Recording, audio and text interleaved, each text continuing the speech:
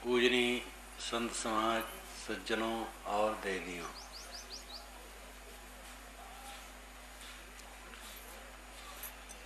यह 3 दिवस का जो यहाँ का सबसे बड़ा कार्यक्रम है, वह सद्गुरु कबीर और सद्गुरु विशाल देव की निर्वाण तिथियों के बीच में पड़ता है। सद्गुरु कबीर का निर्वाण दिवस माघ शुक्ल एकादशी माना जाता है, जो आज से 2 दिन पूर्व हो गया। और श्री विशाल साहब का निर्वाण दिवस फाल्गुन प्रथम सप्ताह में पड़ता है। शायद छठ है क्या है? कृष्ण फाल्गुन कृष्ण छठ आरंभ किया गया था दर्रा में विशाल निर्वाण दिवस से। जब यहाँ आया गया तो जो हमारे मुख्य सद्गुरु आचार्य मूलाचार्य हैं सद्गुरु कबीर, उनसे जोड़ा गया। लेकिन ये तिथि ऐसी पड़ी कि दोनों के बीच में ये बहुत सुंदर कबीर निर्वाण दिवस और विशाल निर्वाण दिवस के बीच में कबीर निर्वाण दिवस के 2 दिन बाद और विशाल निर्वाण दिवस के 1 सप्ताह पहले।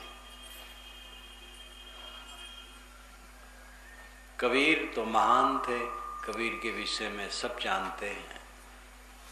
कबीर जैसे कबीर थे।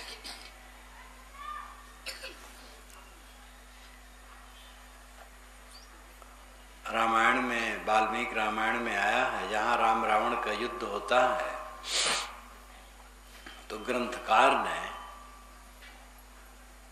अलंकारों में कहा है, सागर सागरोपम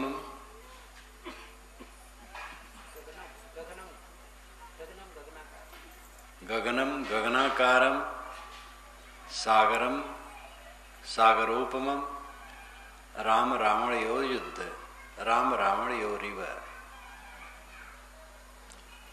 आकाश आकाश के समान है और समुद्र समुद्र के समान है। इसी प्रकार राम रावण का युद्ध राम रावण के युद्ध के समान है। इसमें ये अलंकार है कि इसका अन्य उदाहरण संभव नहीं है। समुद्र का हम उदाहरण किससे दें? समुद्र के समान समुद्र है। समुद्र के समान कौन जलाशय है? और आकाश के समान आकाश है। आकाश के समान विशाल कौन है? क्या है? गगनम गगनाकारम और सागर सागर उपमम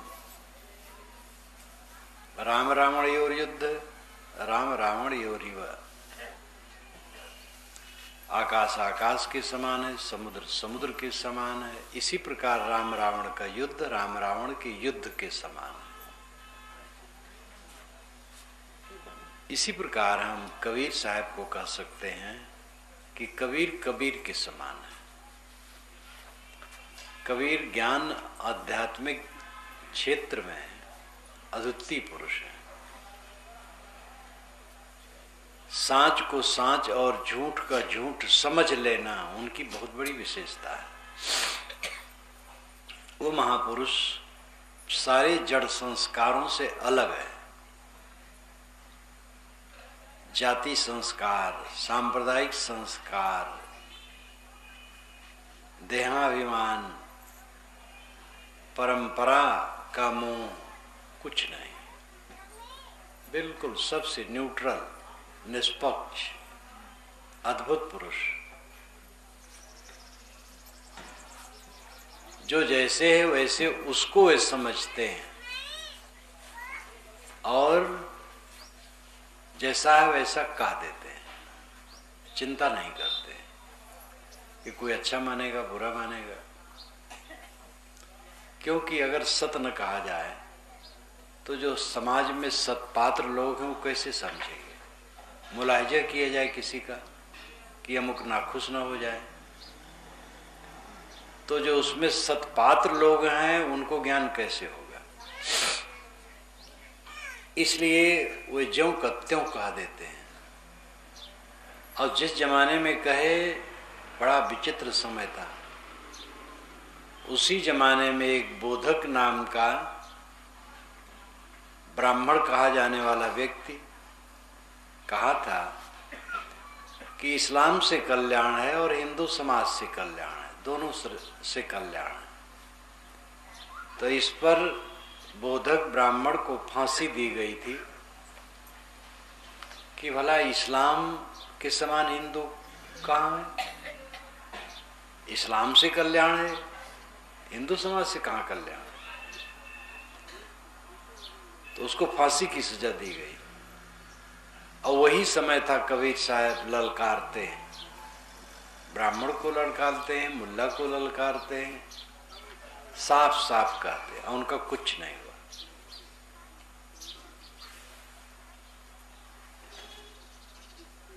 तो वे अंदर बाहर एकदम कांच की तरह साफ, जैसे उत्तम कांच हो तो अंदर बाहर पारदर्शी एकदम साफ, ऐसे उनका चित्त साफ था। कहीं एक जगह पक्ष नहीं था। एक जगह पक्ष लेकर के जब आलोचना की जाती है तो वो कमजोर होती है, और सब तरफ से निष्पक्ष होकर के जो आलोचना होती है वो स्वस्थ होती है। कबीर की आलोचना, कबीर का कथन सब तरफ से निष्पक्ष होकर है, और इसीलिए उनमें चमक उसी समय भर गई और दिन दिन वो चमक बढ़ती चली गई। आज पूरे विश्व में कबीर पर गोष्ठियां होती हैं, रिसर्च होते हैं। अभी अभी बात याद आ गई, इलाहाबाद में बुक फेयर लगा था, विश्व पुस्तक मेला, तो वहाँ से निमंत्रण आया था संस्थान इलाहाबाद, हमारे साधु भी ले गए, लगाए, पुस्तकें खूब बिकी। अमेरिका का एक बुक सीलर मेरी इंग्लिश पुस्तकों का 9,000 का क्रय किया। मेरी पुस्तकों का जो इंग्लिश वहाँ हिंदी तो चल नहीं सकती, इंग्लिश पुस्तकें भी कई अब मेरी हो गई हैं, अनुवाद कर रहे हैं प्रेम प्रकाश जी, परियानी जी। तो 9,000 का उसने ड्राफ्ट दिया और कहा ये पुस्तकें हमें भेज दीजिए। वहाँ तो उतनी थी नहीं, वहाँ तो थोड़ी ले गई थी, हिंदी ज़्यादा थी, तो इलाहाबाद से भेजा गया। और 9,000 का तो बहुत कम है, वहाँ तो लाखों का जाना चाहिए। बस वो सोर्स होना चाहिए, संबंध जोड़ना चाहिए। रंगनाथानंद जी महाराज विवेकानंद संप्रदाय के बहुत बड़े संत थे। उड़ीसा में हमारा उनका जब एक जगह मिलन हुआ, अंत में वे बेलूर मठ के अध्यक्ष थे, आप शरीर छोड़ दिए हैं कुछ महीने के पूर्व। उन्होंने कहा कि मैं विदेश में जाता हूँ, यूरोप अमेरिका इत्यादि में कबीर के वचनों का पुष्कल प्रचार है, पुष्कल प्रचार है। पुष्कल और रैशनल ये दो शब्द संस्कृत और इंग्लिश के वो कई बार कर। कबीर की वाणी रैशनल यानी तर्कपूर्ण, और पुष्कल यानी विस्तृत। यूरोप अमेरिका में कबीर वाणी का पुष्कल प्रचार है, और उनकी सब वाणी रैशनल है। उन्हीं का कार्यक्रम था। जब मुझे जान पाए तो अपनी गाड़ी भेज करके मुझे बुलाए और फिर सम्मिलित कार्यक्रम हुआ। मैंने अपनी पुस्तकें दी। कबीर साहब का भजन कहे कोई गावे तो मैं अपने ब्रह्मचारी से गवाया। कहे महाराष्ट्र में मैं घूमता हूँ, मंदिर मंदिर में कबीर विचारों के भजनों का सिस्टम। जैनों बौद्धों में सनातन धर्मियों के गीत नहीं गाए जाते और सनातन धर्मियों में जैनों बौद्धों के गीत नहीं गाए जाते, लेकिन कबीर साहब के गीत हर जगह गाए जाते, जैनों में, बौद्धों में, सनातन धर्मियों में, यहाँ तक मुसलमानों में भी। तो कबीर एक ऐसे अद्भुत पुरुष हुए कि अपने ढंग के हुए। उनके प्रति किसी का उदाहरण संभव नहीं। गगनम गगनाकारम सागरो सागरोपमः, राम रावण योर युद्ध राम रावण योरिव। आकाश आकाश के समान है, समुद्र समुद्र के समान है, राम रावण का युद्ध राम रावण के युद्ध के समान है। ये वाल्मीकि जी कहते हैं। इसी प्रकार कबीर कबीर के समान है। कबीर में एक तरफ पैना तर्क है और एक तरफ शीतल बौछार है। पैना तर्क, अंधविश्वास के प्रति पैना तर्क है। अलौकिकता, चमत्कार, अंधविश्वास, मनुष्य को मूर्ख बनाने की प्रक्रिया धर्म के नाम पर जहां जो कुछ है सब पर कस के प्रहार है। और साधकों, भक्तों, संतों को सन्मार्ग की तरफ प्रेरित करने के लिए अध्यात्म की शीतल बौछार है। वो महापुरुष संत था। संत कहते हैं जो सत्य में स्थित हो और साथ साथ वह समाज को देख करके चुप नहीं बैठ सका। मनुष्य को नीच कहा जाए ये उनको सहन नहीं था। वर्ण व्यवस्था के कुचक्र ने मनुष्य को नीच कहा और वर्ण व्यवस्था को भारतीय परंपरा में धर्म के नाम पर जोड़ करके उसको बड़ा प्राणवान और बहुत धर्म की बात मानी गई। जिसने मानव को तोड़ा है, मानव के संबंध को तोड़ा और 70% से अधिक जनता को जानवर से भी नीच स्तर पर कहा। गाय के दूध, दही, घी के साथ उसके गोबर और मूत्र को भी पंचगव्य के नाम पर खाने की राय दी गई और आदमी के बच्चे को अछूत कहा गया। और थोड़ा नहीं, 70% से अधिक भारत के लोगों को अछूत कहा गया। ऐसी वर्ण व्यवस्था मनुष्यता के लिए कितना खार है। कबीर साहब ने कहा जो तू ब्राह्मण ब्राह्मणी जाए और राधे कहना है। अगर तू ब्राह्मण ब्राह्मणी से पैदा हुआ दूसरे रास्ते से क्यों नहीं पैदा हुए? जब एक रास्ते से पैदा हुआ तो क्या सिना के तू ब्राह्मण है? ये बात कहना। जो तू तुरुक तुरुकनिक जाए पेटे काहन सुनत करा। सुनत करा करके तुम तुरुक हो तो पेट ही से क्यों नहीं सुनत करा करके आए? इतना खर कहना। अद्भुत शक्ति, अद्भुत क्षमता, अद्भुत निर्भयता, डर नाम की चीज नहीं।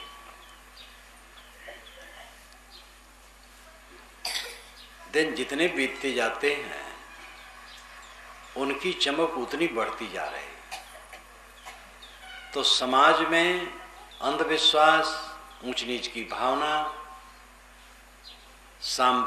सांप्रदायिक विद्वेष और सब ऐसी बातों को देख करके वो सह नहीं सके और जैसे तैसे कह दिया। अब आज वो काम कर रहा है और उनके विचारों को लेकर के आज कानून बना। बाबा साहब अम्बेडकर जब दिल्ली में स्वतंत्र भारत का कानून बनाने बैठे तो कहा, मैं कबीर को गुरु मान करके कानून बनाने जा रहा हूं। मौलिक रूप में कबीरपंथी थे भी, वो तो राजनीतिक कारण मरने के थोड़े दिन पहले बौद्ध मत स्वीकारे। तो कबीर का नाम लेकर के कबीर को गुरु रूप में कहा करके फिर उन्होंने कानून बनाया स्वतंत्र भारत का। और भी सब थे, कई लोग थे, वो मुख्य थे, उसमें अध्यक्ष थे। और ऐसा कानून बन गया है पूरे भारत में कि मानव मात्र समान अधिकारी सब दिशा में है। वर्ण व्यवस्था के अनुसार ब्राह्मण कहा जाने वाला व्यक्ति केवल अध्यापक हो सकता है, दूसरा नहीं। ये साहू लोग अध्यापक हो सकते हैं भला? बिल्कुल नहीं हो सकते। सुबह देखने से जिनको अशुभ माना जाता है वो अध्यापक हो सकते हैं? क्या कुचक्र है।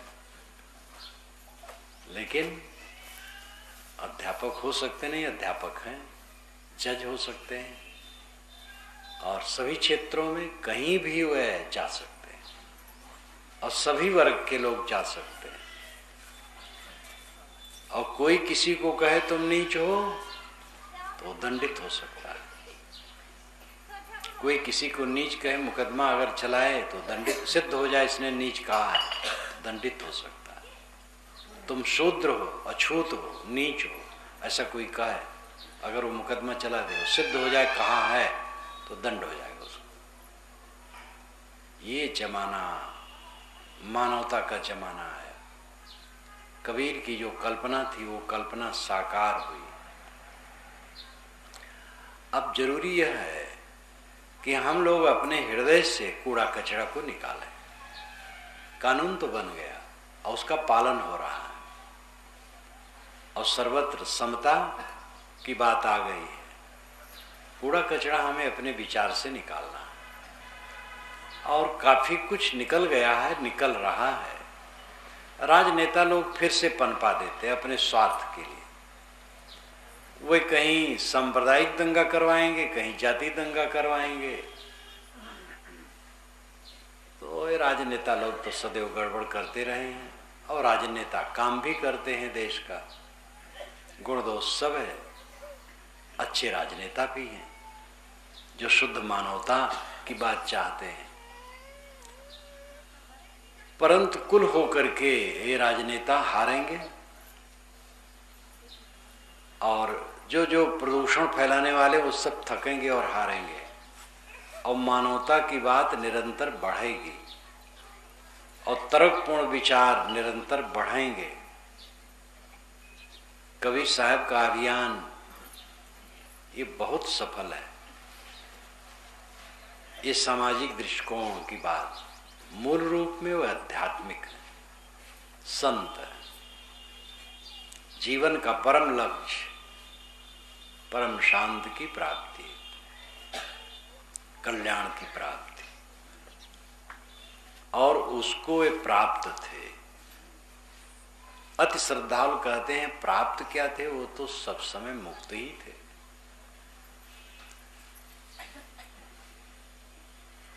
लेकिन विवेक से ये सिद्ध होता है कि मनुष्य सभी मनुष्य हैं और देह में जो आए हैं तो बंधन अवशेष था तभी देह में आए, लेकिन वो बंधन काट करके मुक्त हो गए। देह में रहते रहते जीवन मुक्त। निर्वाण और परिनिर्वाण ये दो शब्द हैं। निर्वाण जीवन में, परिनिर्वाण देह छूटने पर। परि का अर्थ होता है समग्रता, पूरी तरह से निर्वाण। देह में रहते रहते जो शोक मोह मुक्त है वो निर्वाण को प्राप्त है, और देह जब छूट गई तो परिनिर्वाण हो गया, क्योंकि देह में रहने से झंझट तो बनी ही रहती है शरीर की, मन की झंझट नहीं रहती है। मन शोक मोह से पार है, शीतल है। लेकिन जर बुखार लग जाना, भूख प्यास तो रोज लगती ही है, ठंडी गर्मी, अनुकूल प्रतिकूल, ये द्वंद्व जीवन मुक्तों को भी जीवन भर सहना पड़ता है। और जब विदेह हो गया तो ये भी खत्म हो गया, तब परिनिर्वाण हो गया।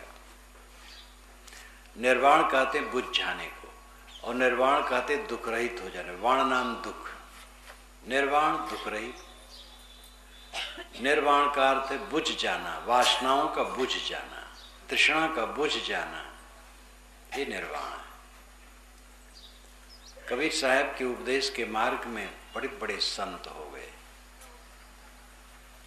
जागू साहब, भगवान साहब, धर्म साहब, श्रुत गोपाल साहब, फिर उसके बाद अनेक संत, गुरदयाल साहब, राम रहस साहब, पूर्ण साहब, काशी साहब। उसी क्रम में श्री विशाल साहब एक संत है जो 20वीं शताब्दी में हुए,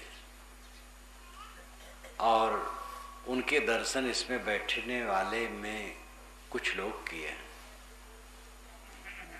और अभी 77 में उन्होंने 1977 में शरीर छोड़ा, फाल्गुन में, फरवरी में।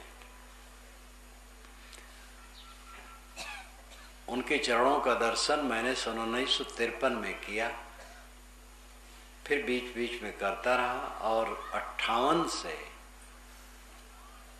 जुड़ गया। अभिन्न उनके पास जा करके जितना जितना रहूं उनसे अभिन्न होकर रहने लगा। अच्छी तरह से उनको देखा, सुना, समझा, जाना। वे भी निर्वाण प्राप्त पुरुष थे, जीवन मुक्त पुरुष थे। निर्वाण सबका समान होता है, निर्वाण में कम ज्यादा नहीं होता है। चाहे शरीर काला हो, गोरा हो, स्त्री हो, पुरुष हो, बाल हो, वृद्ध हो। बाल का मतलब कम उम्र वाला हो, ज्यादा उम्र वाला हो, और किसी देश काल का हो, जो अपने स्वरूप को पहचान लिया, अपने आत्मा को पहचान लिया और विषयों की सारी तृष्णा छोड़ दी, वो जीवन मुक्त हो गया, निर्वाण प्राप्त हो गया। इस संसार में किसी का कुछ है नहीं, लगता है कि है, लेकिन है कुछ नहीं। देखते देखते लोग उठ जाते। गत वर्ष की इस अधिवेशन में इस समाज के एक साधु जयेंद्र थे, जयेंद्र दास, वह इसके कोषाध्यक्ष थे। कई महीने हो गए नहीं रहे, उनकी लाश भी सड़ गई, हड्डियां पतली पतली सड़ गई होंगी, मोटी हड्डियां कुछ होंगी, उनका क्या? शरीर सड़ गया, शरीर पर रहने वाले कपड़े उतर गए, लोटा कमंडल जो कुछ रहा कुछ उनके साथ गया नहीं। किसी के साथ नहीं जाता तो उनके साथ कैसे जाए? किसी का कुछ है नहीं, लेकिन मोह का ऐसा बड़ा प्रमाद है कि यहाँ की चीजों को लेकर के जो आपाधापी है, बड़ा अनर्थ करने वाला है। लोग ध्यान ही नहीं देते हैं कि मरना है। भयंकर उत्पात, हत्या, षड्यंत्र, राजनीति में तो होता ही है सब। धर्म नीति जिसे कहते हैं, गुरु की गद्दी के लिए चालबाजियां, षड्यंत्र और हत्या तक होती रहती। मानती के लिए, गुरुवाई के लिए, गद्दी के लिए, तो राजनीति के लिए हो, क्या आश्चर्य। लोभ जहां बढ़ेगा पाप बढ़ेगा, पाप का बाप लोभ। मालूम होता यहीं बैठ के रहेंगे और कुछ ही दिन में सब खलास। हमने अपने जीवन में अनेकों की घटनाएं देखी। उस समय वह इतने उद्वेगित थे, इतने अशांत थे कि मालूम होता सबको उलट पलट करके रख देंगे और मर के चले गए। और जिन बातों के लिए वो सोचते थे वो बातें सब मर गई। कुछ नहीं रह गया। तो एक बदहवासी है। पीत्वा मोहमयी प्रमाद मदिरा मुन्मत्त भूतम जगत। भर्तृ जी ने कहा है मोहमयी मदिरा पी करके उन्मत्त भूत है जगत, उन्मादी है, होशे नहीं है कि हम क्या कर रहे हैं। जो लोग होश में हैं वे अपना काम करें, किसी का यहां कुछ नहीं। सब का सब झूठ होकर के रह जाता है, कहानी बन करके रह जाती है और कुछ दिनों के बाद वो कहानी भी भूल जाती है। हमें जितना हमारा परिचित है, कितने दिन का परिचित, जन्म लिया वो परिचय शुरू हुआ है। माँ की गोद में पहली बार जब आँख खोली होगी तो कई बार माँ को देखते देखते माँ को पहचाना होगा।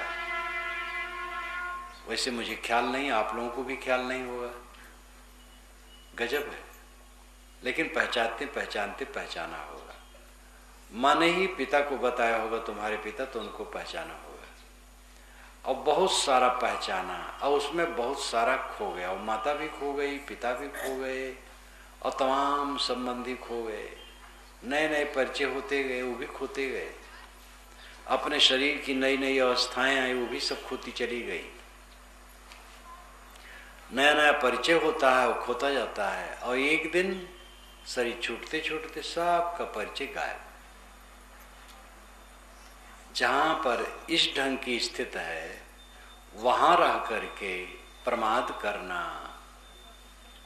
षड्यंत्र करना, चालबाजी करना, धोखाधड़ी करना, हत्या करना, कुकर्म करना और प्रकार का, कैसी बदहवासी। संसार भयंकर है। इसमें वे धन्य हैं जो सत्संग करते हैं, सदग्रंथों का आधार पकड़ते हैं, विवेक से रहते हैं, सावधानी और सजगता से रहते हैं, अपने आचरणों को बनाते हैं, अपने को सुधारते हैं, वे धन्य हैं। हमें चाहिए अपने को संभालें, निर्वाण प्राप्ति की तरफ सब चलो। नहीं निर्वाण प्राप्त करोगे शरीर का तो निर्वाण हो ही जाएगा, वो तो बच नहीं सकता है।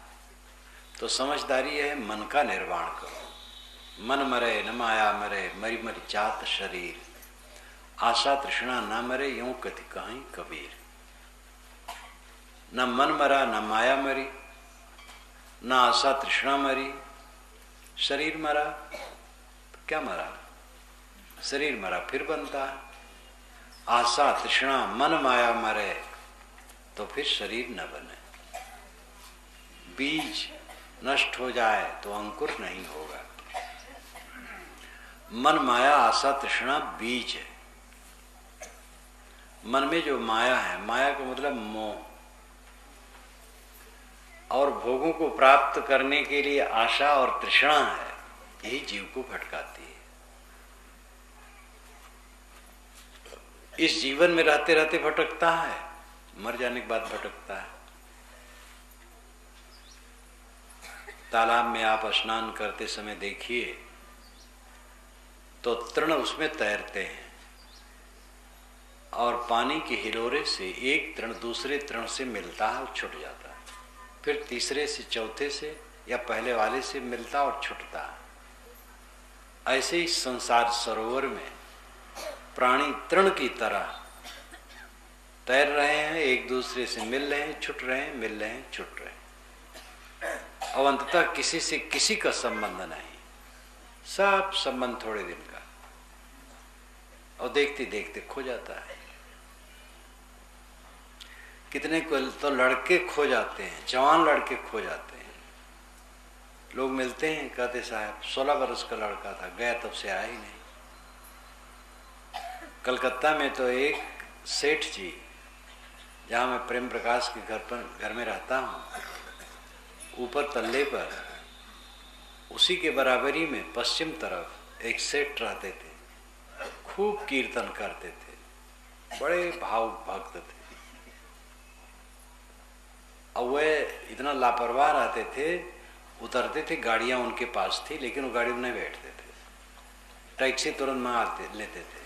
टैक्सियां तमाम खड़ी रहती, किसी टैक्सी में बैठते थे, कहीं जाते थे, फिर आ जाते थे।